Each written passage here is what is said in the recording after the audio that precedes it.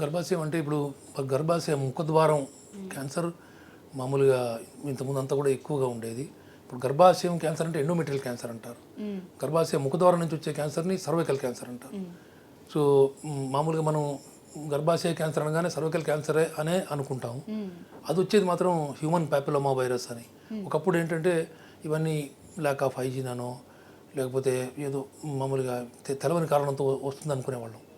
కాకపోతే ఒక 30 ఏళ్ళ కింద తెలిసింది ఏంటంటే ఇది హ్యూమన్ ప్యాపిలోమా వైరస్ అనేది ఒక 5 నుంచి 10 ఏళ్ళు గర్భాశయంలో మానవుల్లో కాలనీ లాగా ఫామ్ అవుతుంది అనమాట. అది మనకి ఏమి సిమ్టమ్స్ కాజ్ చేయదు.